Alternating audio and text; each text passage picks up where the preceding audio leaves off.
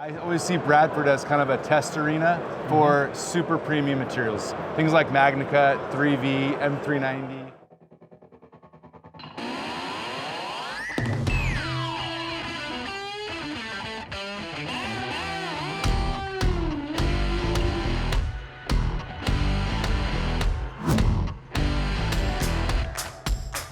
Hey guys, Jason with DLT Trading. I'm here with Brad Larkin from Bradford Knives.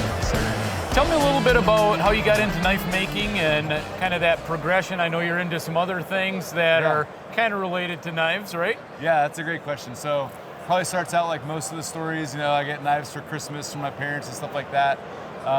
One thing that makes my family a little different is my dad had a machine shop, and he specialized in grinding. And after college, after doing a few things on my own, I ended up coming back and working for my dad.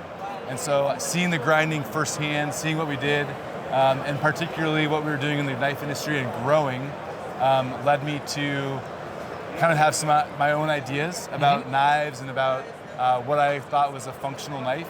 And so shortly thereafter, my wife and I, after we got married, launched Bradford Knives with our idea of making high quality fixed blades.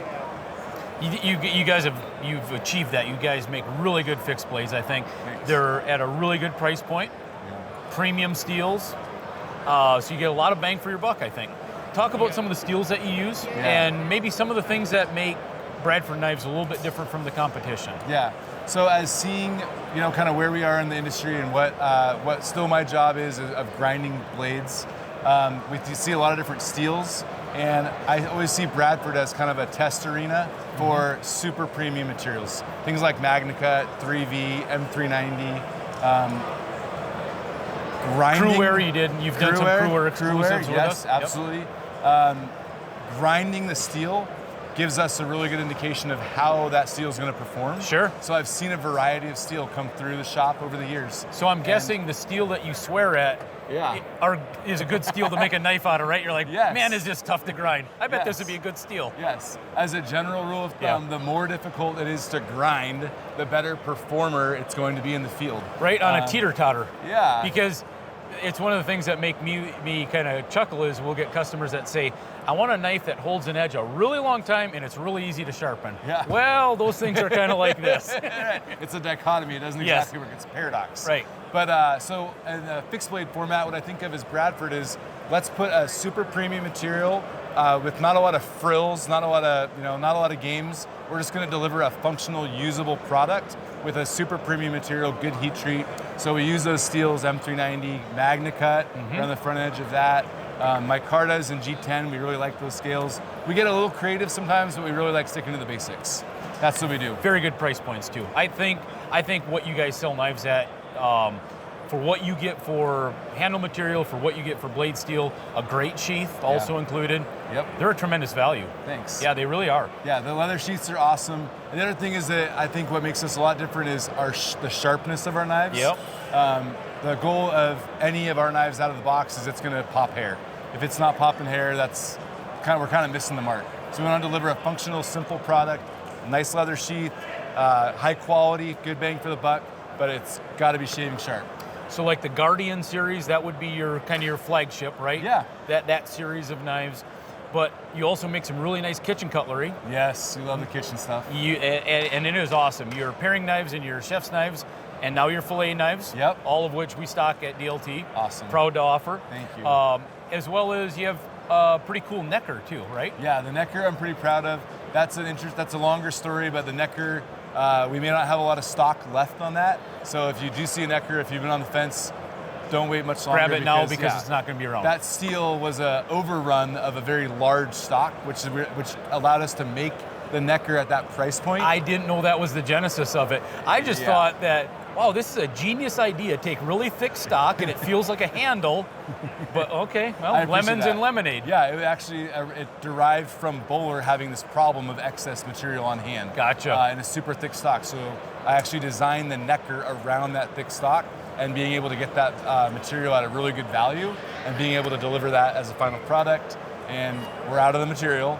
and I'm shopping around for some more material that I can do at that thickness, but it's tough. But until then, if you see one, grab it. Yeah, if you see it, there's probably still a few out there as well. Yep. Definitely don't wait any longer. Sweet. You have a couple of new models that you just came out with, I believe? Totally. So to the show here, we're debuting the Guardian 3.2, which if you've seen Bradford for a little while, we're a very customer-driven company. So we really do listen to the feedback of our customers, which is how the Guardian 3.2 came to be. The Guardian 3 is still our best-selling knife. It's been around for about 10 years.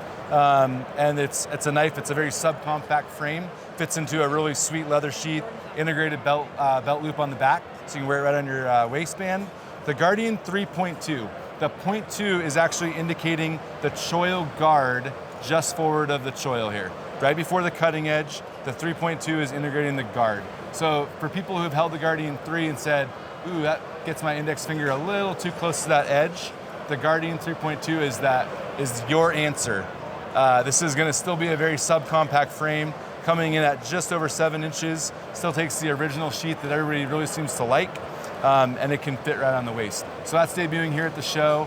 I think you guys have them or are going to have them soon already. We have them on order. I don't know that we've got them yet, or possibly they came when I was traveling down here. Yeah. Visually, when you look at it, it's not overwhelming, the difference, but when you put it in hand, it's a very different feeling knife, right? Yes, totally. Yeah. Yeah, for guys that are using this any type of penetration or thrust, having the guard there is pretty much a game changer. 100%. It really is. But nothing else has changed. The scales, in fact, are actually the same scales for the Guardian 3 that we've been using for quite some time.